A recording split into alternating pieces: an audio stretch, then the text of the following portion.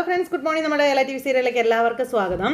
അങ്ങനെ നമ്മുടെ ജഡ്ജി അവിടെ പേപ്പറുകളും കാര്യങ്ങളും നോക്കിക്കൊണ്ടിരിക്കുന്ന ഈ ഒരു സമയത്താണ് അങ്ങോട്ടേക്ക് ഭാര്യയും അമ്മയും കൂടെ വരുന്നത്. അപ്പോൾ കേസിനെ പറ്റി ചോദിക്കുക. അപ്പോഴേക്കും ശ്രീകാന്തും വർഷയും കൂടെ ഇറങ്ങി വന്നു. അദ്ദേഹം പേപ്പറുകൾ നോക്കിക്കൊണ്ട് തന്നെ ഇരിക്കുന്നത്. അപ്പോഴത്തേക്ക് ശ്രീകാന്ത് പതിവില്ലാതെ അമ്മയും മുത്തശ്ശിയും അച്ഛനോട് കേസിൻ്റെ വിവരങ്ങളൊക്കെ സംസാരിക്കാൻ തുടങ്ങിയല്ലോ എന്ന് ശ്രീകാന്ത് ചോദിക്കുമ്പം ഇങ്ങനൊരു കേസ് വീട്ടിൽ പതിവുള്ളതായിരുന്നില്ലല്ലോ എന്ന് മുത്തശ്ശി ചോദിക്കാൻ പാടില്ല എന്ന് അറിയാം, ചോദിക്കുന്നത് തെറ്റാണെന്നും അറിയാം. എന്നാലും ഒരു ടെൻഷൻ കൊണ്ട് ഞാൻ ചോദിക്കുന്നത് പത്മാവതി ഇങ്ങനെ പറയുന്നു, വിക്രത്തിന് പരമാവധി ശിക്ഷ തന്നെ ആവുമോ എന്ന് ചോദിച്ചപ്പോൾ മേഡർ അറ്റംപ്റ്റ് അല്ലേ അമ്മേ, അപ്പോൾ പിന്നെ അതങ്ങനെയല്ലേ വരുവുള്ളൂ എന്ന് ചോദിച്ചു. അപ്പോൾ വർഷ ചിരിക്കും കേട്ടോ. എന്തായാലും അവൻ വേദയുടെ ഭർത്താവല്ലേ, അപ്പോൾ ഒരു കാര്യം ചെയ്യാം, നാളെ മുതൽ എനിക്ക് പകരം അമ്മ കോടതിയിലേക്ക് പോയിക്കോളാൻ മകൻ പറഞ്ഞു. ബന്ധുത്വം അടുപ്പമൊക്കെ കണക്കാക്കിയേ വിധി പറയാൻ എന്തായാലും അതായി എളുപ്പം. അമ്മ ചെയ്യുന്നുണ്ടോ എന്ന് ചോദിച്ചു. സത്യത്തിലെ അമ്മയും മുത്തശ്ശിയും ചെയ്യുന്നത് എന്തുമാത്രം തെറ്റാണെന്ന് അറിയാമോ എന്ന് വർഷ നേരം കയറി ചോദിച്ചു. അപ്പോൾ ദയവ് ചെയ്ത് എല്ലാവരും ഒന്ന് പോയി തരാവോ എന്ന് അച്ഛനും ചോദിച്ചു. ഈ കേസ് മാത്രമല്ല, ഞാൻ നോക്കുന്ന ഒരു കേസും ഇന്നേ വരെ ഇവിടെ ഡിസ്കസ് ചെയ്തിട്ടുണ്ടോ? ഇല്ലല്ലോ എന്ന് അദ്ദേഹം ഇവരോട് ചോദിക്കുക. അതുകൊണ്ട് ഇത് മാത്രമായിട്ട് വേണ്ട, കടന്നു പോകണം, എല്ലാവരും പോകാൻ പറഞ്ഞു. അങ്ങനെയൊക്കെ ഒരു കോളിംഗ് ബെല്ലിൻ്റെ ശബ്ദം കേട്ടു. അവർ ചെന്ന് വാതിൽ തുറന്ന് നോക്കും, ആരാണെന്ന് നോക്കും.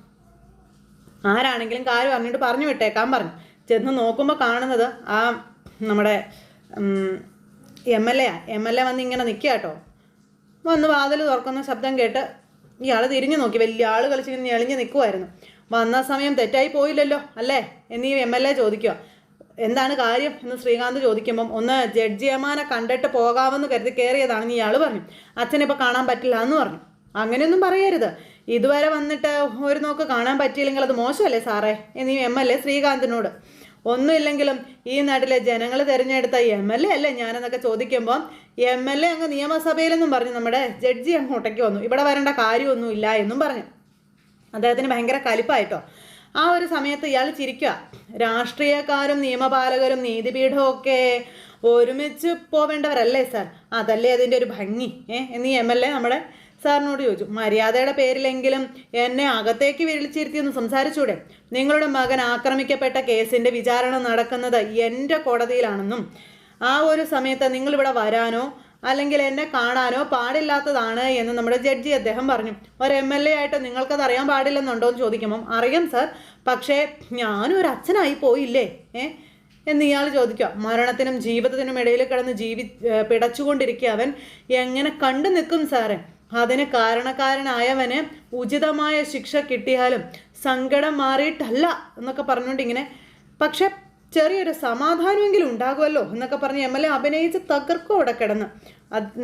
സാറേ നോക്കിയും കണ്ടു നിന്നത് ചെയ്യണം, അപ്പം എന്ത് ചെയ്യണമെന്ന് എന്നെ പഠിപ്പിക്കാൻ വന്നതാണോ താൻ?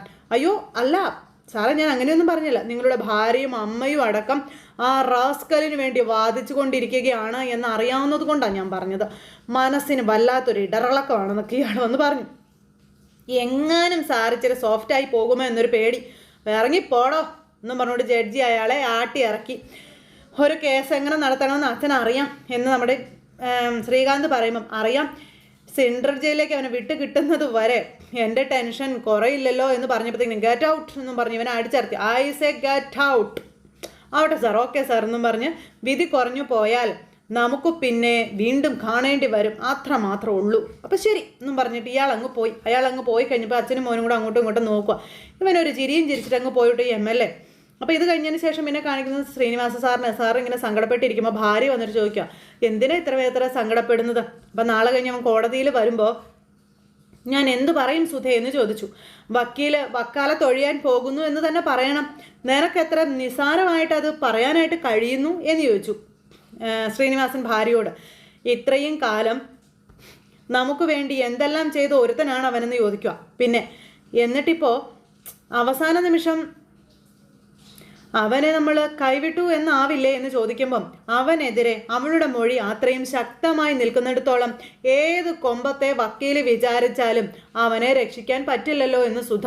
അത് രാമൻ മേനോൻ അറിയായിരിക്കും. അപ്പോൾ സാറേ നമുക്ക് വേറെ ആരെങ്കിലും നോക്കിയാലോ എന്ന് കൂടെയുള്ള ആൾ ചോദിക്കുക. ആരായാലും ഇതൊക്കെ തന്നെയാണ് ഫലത്തിൽ വരാൻ പോകുന്നതെന്ന് ഇയാൾ പറഞ്ഞു. അപ്പോൾ വേദയുടെ ദൃക്സാക്ഷി മൊഴി അത്രയ്ക്ക് സ്ട്രോങ് ആയിട്ടുള്ളതാണെന്ന് പറഞ്ഞു. എന്നാൽ പിന്നെ നിങ്ങളൊരു കാര്യം ചെയ്യാം, ആ വേദയെ സ്വാധീനിച്ച് മൊഴി മാറ്റാൻ പറയാൻ പറഞ്ഞു ഭാര്യ ഭർത്താവിനോട്. നടക്കുകയല്ലെന്ന് ശ്രീനിവാസൻ അറിയാം. എൻ്റെ ശ്രീനിയേട്ടാ, ചെയ്യാവുന്നിടത്തോളം കാര്യങ്ങൾ നമ്മൾ അവന് വേണ്ടി ചെയ്തില്ലേ, ഇനി കോടതി തീരുമാനിക്കട്ടെ, അതല്ലേ വേണ്ടത്. വേണമെങ്കിൽ അപ്പീലിനും പോകാമല്ലോ, അപ്പോൾ വേറൊരു വക്കീലിനെ നമുക്ക് നോക്കാം.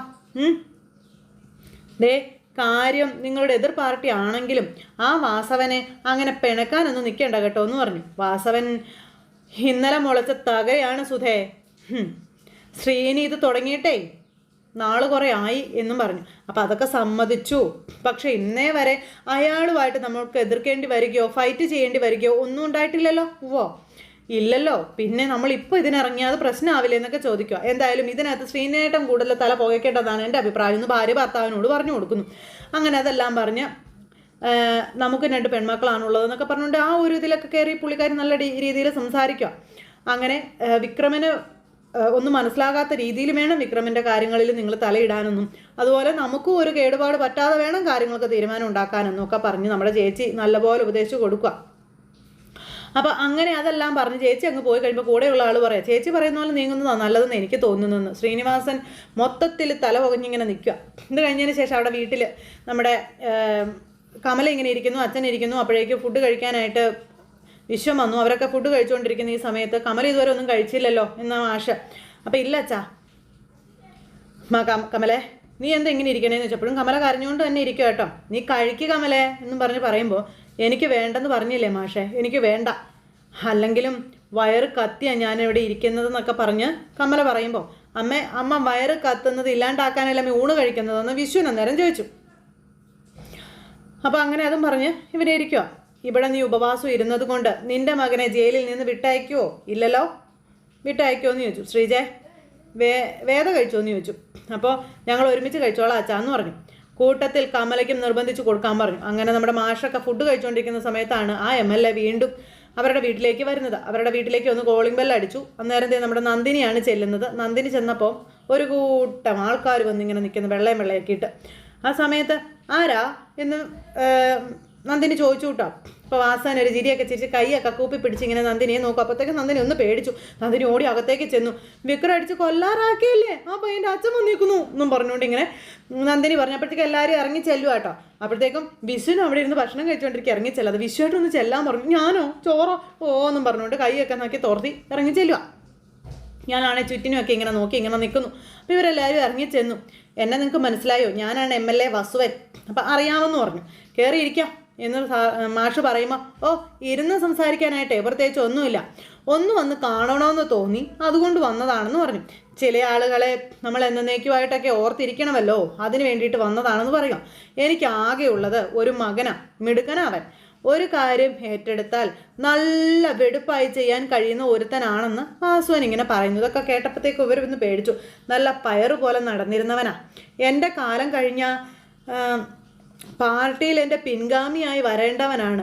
ഒരു പക്ഷേ നിങ്ങൾക്കറിയായിരിക്കും, ഭാവിയിൽ കേരളം ഭരിക്കാൻ തന്നെ കഴിവുള്ളവനാണെന്ന് വാസുവൻ ഇവരോട് പറഞ്ഞു. അത്രയും കാലിബറുള്ള ഒരു പാവം പയ്യനാണ് എൻ്റെ മകൻ. അപ്പോൾ ഞാൻ ഫോട്ടോ കാണിക്കാം എന്ന് പറഞ്ഞുകൊണ്ട് വാസുവൻ ഫോട്ടോയൊക്കെ കാണിച്ചു കൊടുത്തു. ഇത് കണ്ടപ്പോൾ ഇവരെല്ലാവരും ഇങ്ങനെ ആകെ വല്ലാതായിട്ട് നിൽക്കുക കേട്ടോ. ആ ഒരു സമയത്ത് ഈ ഫോട്ടോയൊന്നും അല്ല കേട്ടോ, ഇപ്പോൾ അവൻ കിടക്കുന്ന കിടപ്പ് കണ്ടാൽ ചങ്ക് തകർന്നു പോകും മാഷേ എന്നും പറഞ്ഞു വാസുവൻ ഇങ്ങനെ പറയാം. കമലയ്ക്ക് ടെൻഷനായി. ഏതോ ഒരു കൂസലും ഇല്ലാതെ നിൽക്കുക. ഇതാ നോക്കിക്കേ എന്നും പറഞ്ഞുകൊണ്ട് ആ ഫോട്ടോ, അതാ ആശുപത്രിയിൽ കിടക്കുന്ന ഫോട്ടോയും കാണിച്ചു കൊടുത്തു. ഇതൊക്കെ കണ്ടപ്പോഴത്തേനും എന്നും പറഞ്ഞുകൊണ്ട് തല തിരിച്ചിങ്ങനെ നിൽക്കുകയാണ് നമ്മുടെ കമല. അപ്പോഴും വേദയ്ക്ക് യാതൊരു കൂസലും ഇല്ല, ഒന്നുമില്ലാതെ വേദ എവിടെ നിൽക്കുന്നു. ഇവനാണെന്നുണ്ടെങ്കിൽ ഇവർ ഭയങ്കര രീതിയിൽ എനിക്ക് സംസാരിക്കാം, വൈരാഗ്യം എനിക്ക് മനസ്സിലാകും. മനസ്സിൽ പക കാത്തു സൂക്ഷിച്ചു അവസരം കിട്ടുമ്പോൾ അത് തീർക്കാൻ നോക്കുന്നത് എനിക്ക് മനസ്സിലാകും. പക്ഷേ വെറും ഒരു ചായ ഗ്ലാസ് തട്ടിക്കളഞ്ഞു എന്നുള്ളതിൻ്റെ പേരിൽ ഇങ്ങനെയൊക്കെ ചെയ്യാൻ കൊള്ളാവോ എന്നൊക്കെ ചോദിച്ചു. എന്തെങ്കിലും തെറ്റവൻ ചെയ്തിട്ടുണ്ടെങ്കിൽ തന്നെ എന്നോട് പറയായിരുന്നില്ലേ മാഷെ, ഞാൻ അവൻ്റെ അച്ഛനല്ലേ എന്നൊക്കെ, ഞാൻ പരിഹാരം കണ്ടെത്തി തരുമായിരുന്നില്ലേ എന്നൊക്കെ ചോദിച്ചു. മാഷ് ഒന്നും മിണ്ടുന്നില്ല. ഇനി അഥവാ അവൻ വേറെന്തെങ്കിലും തെറ്റ് വിക്രമനോട് ചെയ്തിട്ടുണ്ടെങ്കിൽ തന്നെ പോലീസിൽ ഈ നാട്ടിൽ പരാതിപ്പെട്ടുകൂടായിരുന്നോ എന്നൊക്കെ ചോദിച്ചപ്പോൾ വലിയ ഡയലോഗ് അടിക്കാം. വേണ്ട, മീഡിയക്കാരെ വിളിച്ച് എന്നെ നാട്ടിക്കായിരുന്നില്ലേ, പകരം അവനെ എന്താ ചെയ്തതെന്ന് നിങ്ങൾ കണ്ടില്ലേ എന്നൊക്കെ ചോദിച്ച് ഭയങ്കര ഡയലോഗുകൾ ഇങ്ങനെ ഇറക്കിക്കൊണ്ടേയിരിക്കുന്നു. അങ്ങനെ ആ ഒരു സമയം ചതയാത്തൊരിഞ്ച് അവൻ്റെ ശരീരത്തിലില്ല. ഈ നീളത്തിലുള്ള ഇരുമ്പ് വടി കൊണ്ടാ കുത്തി അടിച്ചു എൻ്റെ മോനെ നിങ്ങളുടെ മകൻ വിക്രം ഈ പരുവത്തിൽ എത്തിച്ചതെന്നൊക്കെ വാസുവൻ നിന്നങ്ങ് പ്രസംഗിക്കുക കേട്ടോ. അപ്പോഴും ആ പെങ്കൊച്ചിൻ്റെ കാര്യം ഇവർക്ക് ആർക്കും അറിയില്ല. ഇവൻ പറയുന്നുമില്ല, ശരിക്കും ചെയ്യേണ്ടത് നിങ്ങളെ എല്ലാവരെയും വീടിനകത്തിട്ട് പൂട്ടി ഈ വീടങ്ങ് കത്തിച്ച് കളയുക എന്നുള്ളതാണെന്ന് വാസുവൻ ഇവരുടെ മുഖത്ത് നോക്കി പറയുന്നു. കമല ഞെട്ടി. അത് ചെയ്യാനുള്ള ശേഷക്കാരും ഈ വാസുവനുണ്ട്. ഇങ്ങനെയുള്ള കുരുത്തം കെട്ടവന്മാരുണ്ടാക്കിയ തന്തയ്ക്കും തള്ളയ്ക്കുമാണ് ശരിക്കും പണി കൊടുക്കേണ്ടതെന്നും പറഞ്ഞ് വാസുവൻ ഇങ്ങനെ വന്ന് പറയുന്നു. അപ്പം ഇതൊക്കെ കേട്ട് ഇങ്ങനെ അന്തം വിട്ട് നിൽക്കുവാട്ടെ ഇവർ. അത് ജീവിതകാലം മുഴുവനും ഓർത്ത് അവർ നീറി ജീവിക്കണം എന്നൊക്കെ ഇങ്ങനെ പറഞ്ഞു. അപ്പോൾ ഇതെല്ലാം കേട്ടപ്പോൾ കമലയ്ക്ക് ഇങ്ങനെ കൈയും കാലും മറിക്കാൻ തുടങ്ങി. കുറച്ച് പെട്രോളുമായി ഇറങ്ങി പുറപ്പെടാനായിട്ട് ഇരുന്നതാ ഞാൻ. അപ്പോഴാണ് അവൻ്റെ ഭാര്യ അവനെതിരെ മുതിരായി കൊടുത്തത്. അപ്പോൾ എന്തായാലും നന്ദിയുണ്ട് മോളെ എന്നും പറഞ്ഞുകൊണ്ട് വേദയോട് പറയുക ഈ വാസുവനെ. അപ്പോൾ എല്ലാവരും ഇങ്ങനെ കേട്ട് നിൽക്കല്ലേ.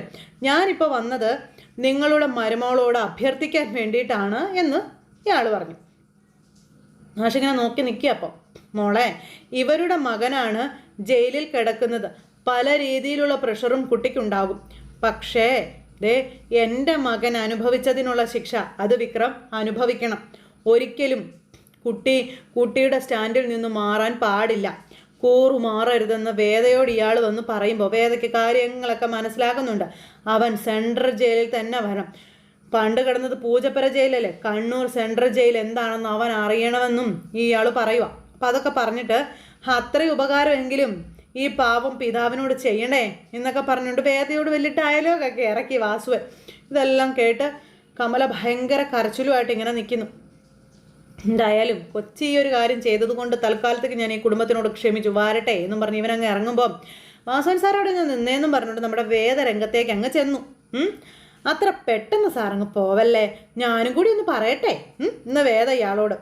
ഇയാളിങ്ങനെ നോക്കുക. അപ്പം കമലയൊക്കെ ഇങ്ങനെ അന്തം വിട്ട് നോക്കി നിൽക്കുക. നിങ്ങളിപ്പോൾ വന്നത് നന്ദി പറയാനല്ല ഭീഷണിപ്പെടുത്താനാണെന്ന് ഞങ്ങൾക്ക് മനസ്സിലായി എന്ന് വേദ ഇവനോട് പറഞ്ഞു. വിക്രം ചെയ്ത തെറ്റ് നേരിൽ കണ്ടത് ഞാൻ എവിടെയും പറയും, അതിൽ മാറ്റമൊന്നുമില്ല. അത് പക്ഷേ നിങ്ങളുടെ ഈ ഉണ്ണാക്കി കണ്ട് പേടിച്ചിട്ടൊന്നും അല്ല എന്ന് വേദ ഇയാളോട് പറഞ്ഞേ. നിങ്ങൾ നടത്തിയ ഈ പ്രസംഗം മുഴുവനും എൻ്റെ ഈ ഫോണിൽ ഉണ്ടെന്നും വേദ പറഞ്ഞു. അവനെ മാണിച്ചിത്രത്തായിട്ട് പൂട്ടിക്കളഞ്ഞു നമ്മുടെ വേദവൻ. ഒട്ടും പ്രതീക്ഷിച്ചില്ല വേദ അങ്ങനെ ഒരു പ്രവൃത്തി ചെയ്യുമെന്ന്. നമ്മളെ മാഷ് ആദ്യമായിട്ട് ചിരിച്ചു. നാളെ ഇത് മീഡിയയ്ക്ക് കൊടുത്ത് ഒരു ജനപ്രതിനിധി ഇങ്ങനെയാണോ ഒരു വീട്ടിൽ വന്ന് പെരുമാറേണ്ടതെന്ന് അന്തിച്ചർച്ചയ്ക്കിട്ടാലേ നിങ്ങളുടെ പാർട്ടിയിൽ ഒരുപാട് പേര് ഉത്തരം പറഞ്ഞ് വിയർക്കേണ്ടി വരും എന്നും വേദ ഇയാളോട് പറഞ്ഞു. അയ്യോ മോള് തെറ്റിദ്ധരിച്ചതാ കേട്ടോ, വാസവും വന്നതേ നന്ദി പറയാൻ വേണ്ടി തന്നെയാ കേട്ടോ. പിന്നെ ഈ പടം പിടുത്തം അത് വാസവൻ അങ്ങ് ഇഷ്ടപ്പെട്ടു. ഇതിനേക്കാളും വലിയ പടം പിടുത്തം വാസവനെ വെച്ച് നടത്തിയവരൊക്കെ ഉണ്ട്. അതും സർക്കാർ ഗസ്റ്റ് ഹൗസിൽ വെച്ച് ഒളിക്യാമറ ഓപ്പറേഷൻ. കൂടെ ഉണ്ടായിരുന്നത് ആരാണെന്ന് പത്രത്തിൽ വായിച്ചിട്ടുണ്ടാവും. അപ്പോൾ വേദ ഒന്നും മിണ്ടാതെ ഇങ്ങനെ നിൽക്കുക കേട്ടോ. ഇയാൾ വേദ ആ രീതിയിൽ ഇതാക്കാൻ നോക്കുക. അങ്ങനെ ഒരു വൃത്തികെട്ട അലിഗേഷന് പോലും വാസുവിൻ്റെ പൊളിറ്റിക്കൽ കരിയറിനെ നശിപ്പിക്കാൻ പറ്റിയിട്ടില്ല. പിന്നല്ലേ മോളുടെ മൊബൈൽ ക്യാമറ എന്നും പറഞ്ഞ് ഇവനിങ്ങനെ കളിയാക്കുക വേദയെ. അപ്പോൾ വേദ ഇങ്ങനെ നമ്മുടെ മാഷിൻ്റെ നേരെ ഒന്ന് നോക്കി. ഈ ഒരു സമയത്ത് കമലയ്ക്ക് ടെൻഷനായി. മോളെന്തായാലും കോടതിയിൽ സാക്ഷി പറയണം, ബാക്കി എന്താണെന്ന് നമുക്ക് അവിടുന്ന് നോക്കാം, വരട്ടെ എന്നും പറഞ്ഞ് ഇയാളങ്ങ് പോയി കഴിഞ്ഞപ്പം ഇതെന്തൊരു ഗതികേട്, ഇവനെയൊക്കെ പേടിച്ച് കഴിയേണ്ട ഗതികേടായല്ലോ നമുക്കൊന്ന് പറഞ്ഞ് കമല പറയുമ്പോൾ നമ്മുടെ വേദ ഒന്നും സംഭവിക്കില്ലമ്മേ, ഇത് വെറും ഭീഷണിയാണെന്ന് പറഞ്ഞു. മതി, നീ സംസാരിച്ചത് മതി, ഇനി നീ ഒന്നും പറയണ്ടെന്ന് വേദയോട് കമല. ഇങ്ങോട്ട് വന്നെന്തെങ്കിലും പറഞ്ഞു പോട്ടെ എന്ന് കരുതി വിചാരിച്ച് നിൽക്കുന്നതിന് പകരം അയാളെ വെല്ലുവിളിക്കാൻ പോയതല്ലേ നീ എന്ന് ചോദിച്ചു. എന്നിട്ട് കാറി കൂബി കമല അകത്തേക്ക് കയറിപ്പോയി. വേദ ഇതൊക്കെ കേട്ട് അന്തം വിട്ടിങ്ങനെ നിൽക്കുക. മോൾ അവൾ പറഞ്ഞു ഒന്നും ഓർത്ത് വിഷമിക്കേണ്ട, മനസ്സിപ്പോൾ അവളുടെ നിയന്ത്രണത്തിലല്ല, ഇപ്പോൾ പറയുന്ന ഓരോ വാക്കിനും അവൾ ഓർത്ത് സങ്കടപ്പെടുമെന്ന് നമ്മുടെ അച്ഛൻ മോളോട് പറയാം. എനിക്കറിയാം അവളെ, മോള് സങ്കടപ്പെടണ്ടെന്നും പറഞ്ഞ് അച്ഛനും അകത്തേക്ക് കയറിപ്പോയി. വേദ എന്നിട്ട് അവിടെ ഇങ്ങനെ അതിനെപ്പറ്റി ആലോചിച്ചുകൊണ്ട് ഇങ്ങനെ അവിടെ നിൽക്കുക. അപ്പോൾ അങ്ങനെ ഒരു സിറ്റുവേഷനും കാര്യങ്ങളും കാണിച്ചുകൊണ്ട് ഇന്നത്തെ നമ്മുടെ കഥ അവസാനിച്ചത്. അപ്പോൾ എല്ലാവരും കാത്തിരുന്ന് കാണണേ. എല്ലാവർക്കും നല്ലൊരു ദിവസം ആശംസിക്കാം കേട്ടോ. നന്ദി.